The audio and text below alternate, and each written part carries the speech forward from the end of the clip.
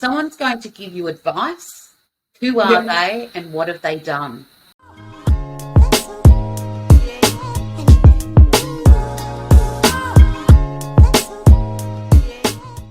Hi everyone, welcome to another episode of Radiant Women. I'm your host, Vanya Beric.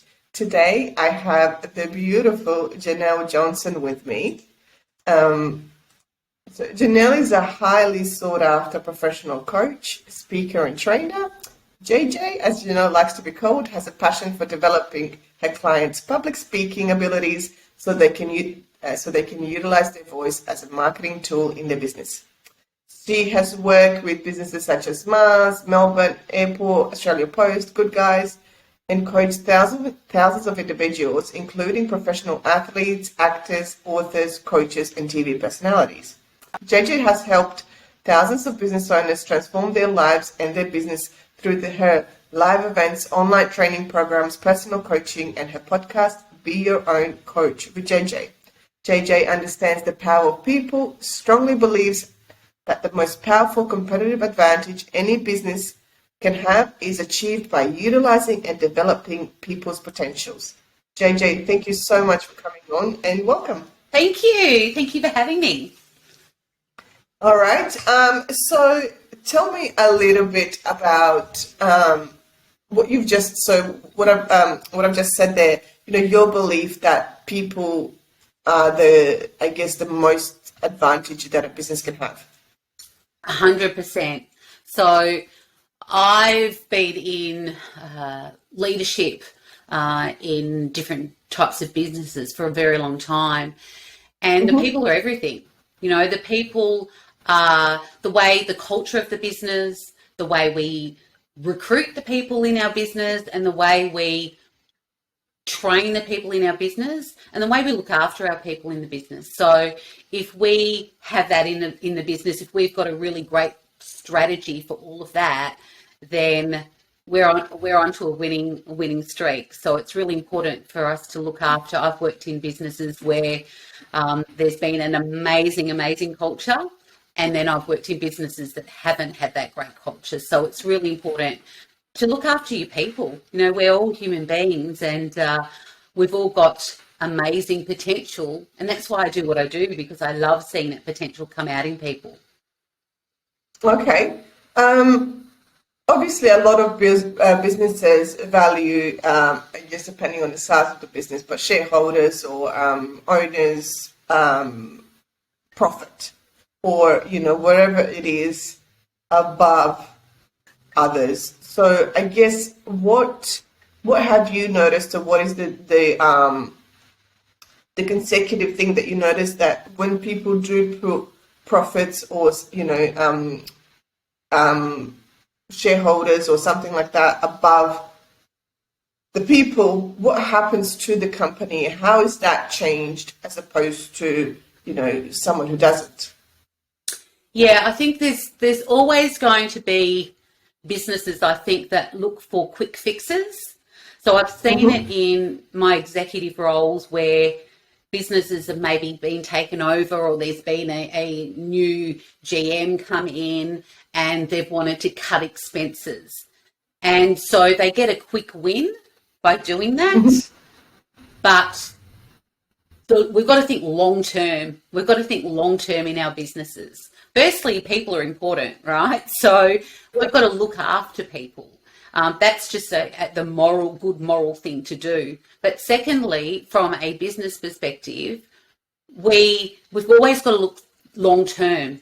And so it's even when companies don't understand the importance of training their people, because if they're not training their people, if they haven't got a really great structure of how to do that, then they're not going to perform at their peak. So it's really important that businesses think long term. Yes, they could get a quick win by maybe making lots of people redundant in a quick amount of time to cut expenses. And sometimes you do have to do that. I'm not saying you don't. But I think it's really important to make sure that, number one, we look after people, we have a culture of that, and we get the right people in our business and we look after them and we train them and develop them so that they can do a great job for our business, and it's a win-win. Okay. Yeah. Yeah. And so I guess now that you say that it's a win-win, what does that then mean in terms of, I guess, an obvious thing, when we're talking right now would be obviously then that the person may be more dedicated to the role. But what does that mean, I guess, when you try and quantify it or when you try and measure it? Yeah. Um, Yeah. So there's lots of different measurements that you can use. One is how long they stay in the business. When I first went into business, I had a business which was recruitment and training. And so it costs a lot to get somebody new into your business. It costs money maybe to recruit them and to advertise for that role. And then it costs money and time to develop them and teach them the role. And by the time they're up to speed, then if they leave, then you've got to do that all over again. So staff retention is very, very important. But it's also about how people feel in the culture. So if you've got people that are unhappy, their performance goes down. They also rub off on other people in the business. So other people's performances go down. So there's lots of ripple effects in regards yeah. to people that aren't happy in their role. So yes, retention, performance, sick days. People could be sick all the time and not turn up for work, and that affects the sales and production of your business. So there's lots of different avenues that can affect. Okay. Yeah. Yeah. Um, and now I saw when I read your bio that you do help a lot of people with public speaking, Yeah. which is something I guess I don't know many people that can just walk on stage and do public speaking, and it's kind of something that affects a lot of us. Yeah. So I guess when we're looking at public speaking, what are we so I guess what are we so afraid of? Well, the thing is, we're afraid of not being liked. We're Mm-hmm. afraid of being found out. And what I mean by that is that we're not good enough. We're Yeah. afraid of being judged. And Mm-hmm. so, and there's might be different beliefs and different experiences that we've had in the past that pop up. So when we stand Yeah. up to speak, we could have a past memory of an elder telling us to be quiet. We could have Oh, right. a past experience of even a teacher saying, you don't know what you're talking about, or you're stupid, and so all of those beliefs can pop up in the moment when people want to talk and want to stand, whether it be one on one, whether it be 1 to 5 people, whether it be 1 to 10,000 people. For us to have a voice is so important, and that's why I love teaching it, because it's not just about standing up on a stage or standing up in a meeting and speaking confidently and how you do Yeah. that. It's also about having that self-confidence within you of who you are, what you stand for, and being able to speak your voice, your truth. And I think that's a really beautiful thing, because once you watch that happen, it just filters out in all different areas of people's lives, because suddenly they Mm-hmm. might speak up in their household. They might Yeah. then start to say, hey, maybe I can actually achieve more than I can achieve that I thought I could Mhm. achieve, because they start believing in who they are and what they're capable of. Yeah, pushing Yeah, their own boundaries. I yeah, love that. yeah, Um, absolutely. what are some of the ways? So, I guess there is, two aspects to walking on that stage. I remember for myself, first was just walking on the stage, like period, like that was terrifying. Yeah. And then it was that phrasing and stumbling. So, I almost wanted to memorize the speech word for word, and so that when I freeze, my brain would go and then keep talking. That's what I kind of hoped it would be the first time. So I guess, and I know it's a two-part question. So how do we walk through, or how do we get over that, well, fear of initial just getting on the stage, and then that frees up, that you may get going, you may get started, and then you freeze, and then that's it. Yeah, it's a whole strategy, Vanya. The whole strategy is firstly how you're communicating to yourself. So before you even get up on that stage, how are you communicating to yourself? And there can be three aspects that we can look at. One is the words that we say to ourselves.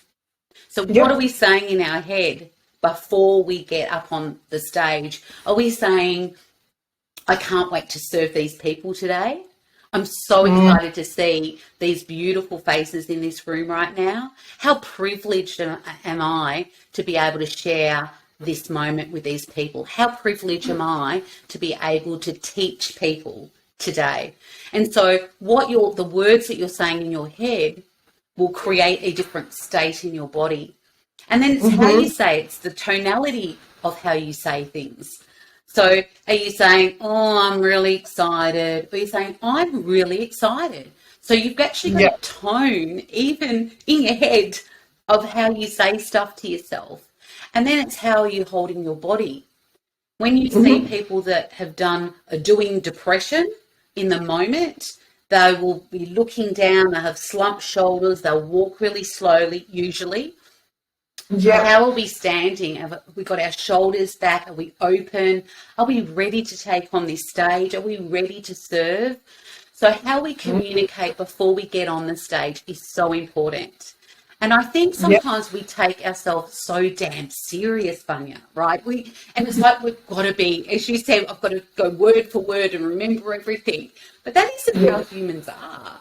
And I think if we can just lighten up, I often say, if you see a little kid, a 5-year-old, and a 5-year-old was in the room and they decided that they wanted to roll on the ground or jump up on the stage, they would do it. They wouldn't actually say, oh, I wonder if everyone's looking at me. I wonder what they're thinking of me. They just go and do it. And I think sometimes we take ourselves too seriously. So it's how we communicate with ourselves. It's how we really have this childlike curiosity. And one of the things that I think, and I want your audience to remember, is that it's not about us. So when we're speaking, and I'll clarify what that means. When we're speaking, we need to come from a place of service. And so when we come from a place of service and serving others, it's no longer about us. So any time that we're nervous, we're making it about us. So and we have signs in our body that tells us when we're nervous. We might shake. You might see people with a paper and they'll shake. They quiver. They have this quivering voice. They might even have a twitch on their face. They might walk around a lot and move a lot and pace. So there's lots of ways that you can, or their breathing's really quite shallow. So if you feel that when you're speaking, understand that you're making it about you. And so just stop, take a deep breath and say, it's not about me, it's about my audience. And look at those beautiful faces in the room. And it's a privilege to be able to speak to people, right? So, and to teach people. And so not making it about you, and also understanding it's a natural thing that we want to feel safe and protected. And I think we feel that certainty by saying, I don't know what's going to happen when I go on this stage. What can happen? Maybe my PowerPoint won't work, or maybe my notes will be lost, or something could happen and I'm not in control. But being okay with that, because if you've got control in here and certainty within you, it doesn't matter what's happening out there. I've fallen on my butt on the stage, and I've created and I've made that part of the act. I go, whoops, that was a great trip.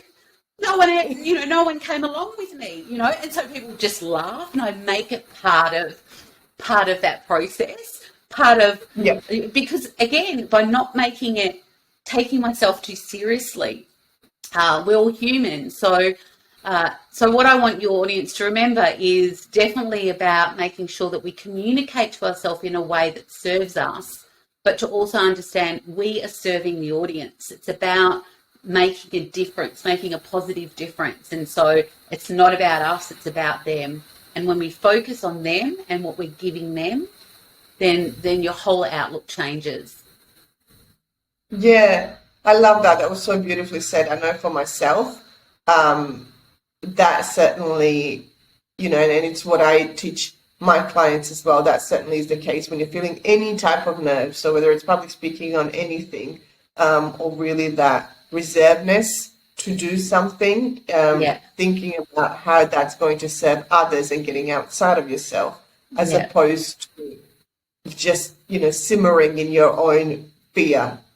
yeah, exactly. Exactly. Yeah, I love that. So tell me about, so how long have you been teaching public speaking, and I guess how long, what brought you to that? Yeah, well, I've been coaching for over 30 years now, and Hmm. public speaking was something I was drawn to with part of my coaching because that's where I saw such a huge growth and huge transformation. I would have someone come into the room that would say to me, I feel so nervous, I'm going to vomit. Like, that's how nervous I am. And I've never done public speaking before, and I've always shied away from it. And to see them in a day walk out like they are Superwoman or Superman is Yeah. just so rewarding. And I think there's always, I think of these defining moments in everyone's life. There's always defining moments, and these defining moments can either empower you or disempower you. And Hmm. it's our choice in regards to how we look at these moments and how we can make them work for us or not. And I remember when I was 17, I was in a domestic violent relationship. Yeah. And I felt, Vanya, that I didn't have a voice. And Hmm. I wasn't me. It was like I had a mask on. I was always wearing this mask that everything was okay. I was like walking on eggshells because I was fearful. And Yeah. that feeling was so restrictive. That feeling was Mhm. so, I felt like I was tight, so that I couldn't express myself, and it was it was an awful experience. And I was, before that, I was a really confident woman, young woman. And so that experience, I remember thinking, I never want anyone to feel that way.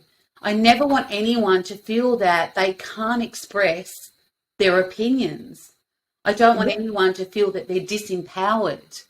And so that was one of the defining moments that I had all those years ago, that I thought I want people to be able to use their voice in somehow. And I suppose it started with me, and then I Yeah. started as I was doing coaching and training and in leadership, then I saw the power of it for everyone else. Okay. Yeah. Wow. Thank you. That was amazing. Thank you for sharing that. Let me ask you. So, when you moved out of that relationship and finding that voice, how did that look like? Yeah. So, how did it look like? And was it a sudden thing, or is it something that took time? How did you get from there to here? Yeah. I think there was another defining moment where there was a lot, like I put a line in the sand. And I think this happens, well, it does happen often with how humans operate, because if we get enough pain in our life, that's when either we get enough pain or enough pleasure for us to change, to make a decision. And I was at a crossroad of making a decision, and I was really, really fearful. Like, I was fearful for my life. And so I remember saying to this person that I was with that I didn't want to be with this person anymore. And we were in a car. He drove the car. He smashed his hand through the windscreen of the car. And all of that time, I was still saying to myself, wow, I'm doing this. And I was still fearful. I was really fearful of what would happen. But I had that line in the sand. I thought, enough. This is enough. I've got to do this. And I suppose once I did that and I got away from that situation, I felt even more empowered. And then fortunately, I found my husband that I'm with. We've been together for over 33 years, I think. We've been together since I was 19. We've been together. And that also helped me because he, always backed me. He's always supported me. And so he's helped in the situation of me saying, hey, I have got a voice and I can use it.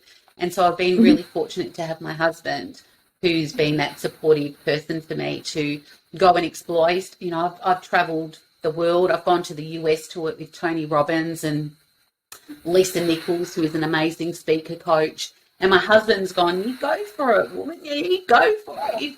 Go for it and be the best that you can. And he lets me go do these sorts of things. So that's really helped me in all of the self-development that I've done over the years. I'm a self-development junkie. And I love it. I love it because I have a saying that every day is a school day and you're either green and growing or you're ripe and rotting. And so for me, every day is an opportunity to learn and grow. Yeah, of course. I love that. Is there, so at this point you found your voice, or you're finding your voice, and you left the abusive relationship. And I guess a lot of times when we are on stage and we're speaking, so again, finding that voice within or finding that voice on the stage, we're fearful of judgment, of course. And, I guess I always try and narrow it down to whose judgment are you afraid of. But I feel like in everyone's life, there's always going to be someone that's going to, they climb up 2 steps, they take them a step back. They climb up 2 steps, they take them a step back. And, whether that's a family member, a friend, or someone in their life. How did you have someone like that? And how do you battle through that when you're in that situation, you're trying to find your voice, or you're trying to get on stage, but you're really in this vulnerable place where you're afraid, you don't know if you can do this, and you've never done this before, and then you have someone who isn't supportive and who isn't, I guess, lighting your fire. Yeah. So again, it comes back to your strategy of how you communicate to yourself and the relationship you have with you. Mm-hmm. Because even having a supportive person beside you, or not having the supportive person beside you, we live with us, right? Mm-hmm. And so how we communicate to ourselves matters. And so it's about building a relationship with you, because there's always going to be people and the more those of your listeners that have got a business, or the more successful you become, the more critics you will get. And so it's really, I know that before what's happened in the world the last 2 years, I ran lots of events in Victoria, in Melbourne, Geelong, Sydney, Adelaide, Brisbane, and they were free events with public speaking. And so what would happen is people would come in, it would be free, we'd have 100 or odd people come in, and I'd always know that at the lunch break there'll be certain people that will leave. And those certain people will leave because they're not your tribe. They're not a match for you. Yeah. So it's really being confident to say that not everyone's going to love you. Right? Some people might be listening to me right now and going, oh my goodness, this girl's there's something that annoys me about, them about me. Or some people will go, oh, gee, I love this. I love what she's saying. I'm digging it, right? Oh, how can I watch her and follow her? Not everyone's going to love you. And I think particularly from a female perspective, I think that females are very nurturing creatures. They like to look after their nest. They like their tribe. And so they can take things personally when they think people maybe don't like them, or maybe they might challenge them in the room, and that's a different conversation. That's really about how you facilitate. But it's really about understanding being your relationship with you and how you communicate to yourself, and being able to say, hey, I'm attracting all of these amazing people, and there's some people that maybe aren't my match, and I will send them away with love. They're not my people, and I send them away with love. And I think setting your boundaries around that as well. So whether it be in the room, whether it be your friendships, whether it be your family, having boundaries around who you hang around with and who you spend your time with. Because one of the coaches that I worked with, who I absolutely love, Joe Pane, his name is, and he said something really stuck with me. And he said, if someone's going to give you advice, who are they and what have they done?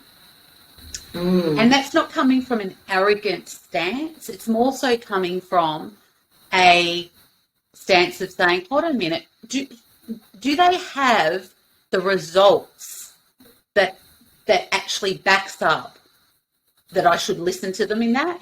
So there might be people in your family saying, oh, you shouldn't go and run events all over Australia because, oh, no, people won't like that. Or, so there might be people giving you advice, even on relationships or any parts of your life, finances. But you always have to think, okay, well, who are they and what have they done? Because if they're going to give me financial advice, what are their finances like? If they're going to give me relationship advice, what is their relationship like, right? Are they going to give me business advice? Well, what's their business model like? So that's something that's really held me in good stead, because even though sometimes people give you, even well-meaning people, it's really important to be able to say, hold on a minute, should I listen to them or not? And so I think that's part of that process as well. But having really clear boundaries around who you hang around with, because a lot of, whatever's out there, who you hang around with and what they say can often stick. Yeah. I often say to people, do not watch the news. Right? And some people will challenge me and say, why not? Like, the news is good. I need to know what's happening in the world. And I say, okay, but if you look at what's in the news, most of it is negative. Yeah. Most of it is.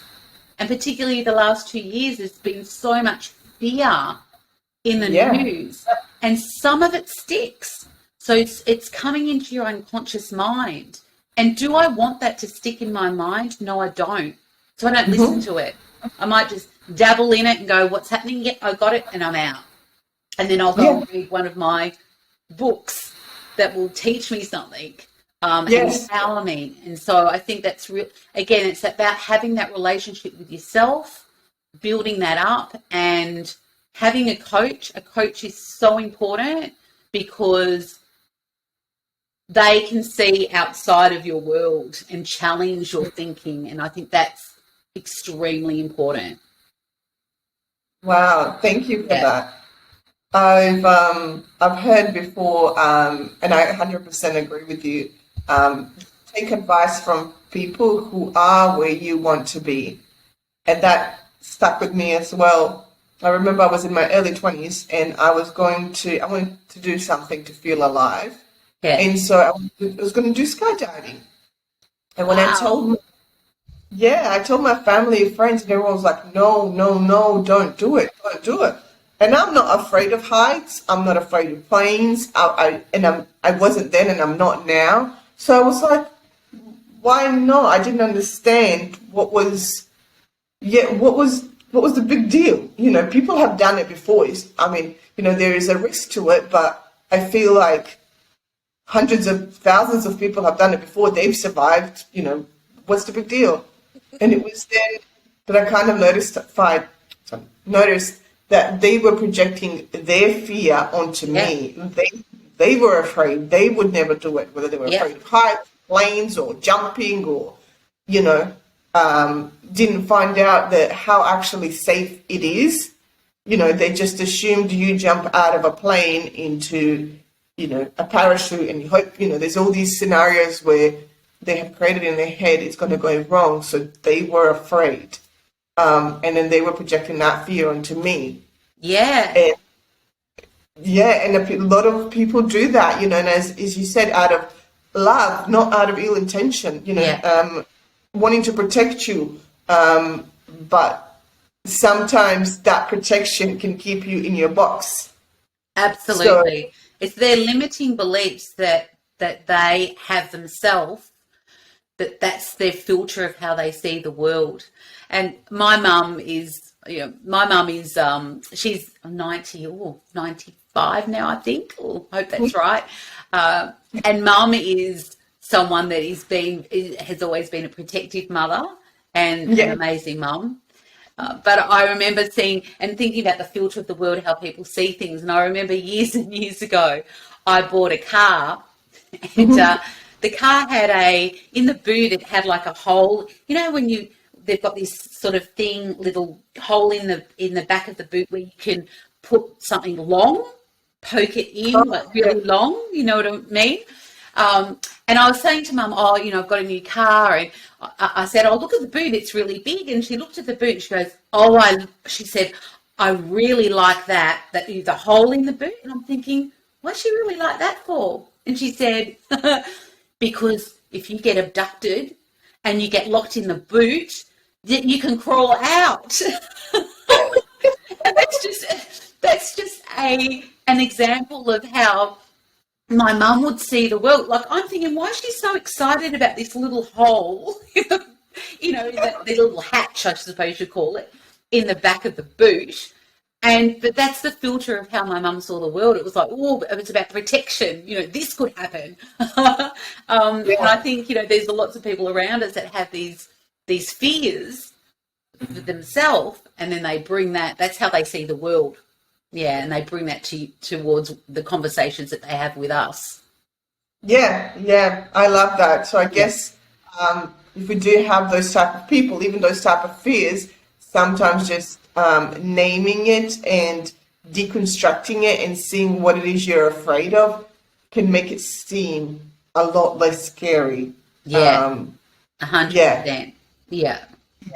I love that. Thank you so much for coming on. I love this episode. It was great tips on public speaking and just running a business in general, and our own self-growth. Thank you for that. And thank you. And we'll post details on where people can find you if they want to know more about public speaking and just, I guess, people relations. Yeah, thank you. And did I tell you we've got a great self-expression retreat coming up? Oh, yes, please do tell us about that. As well, yeah. So that's coming up on the 14th to the 17th of November.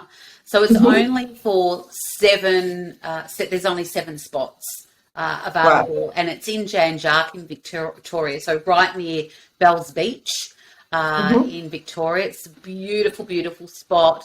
And this retreat is going to be like no other. It's a because often I see retreat and it's either very businessy, or on the other hand, it's on the other side. So, you know, there's yoga and massages and it's all that sort of stuff.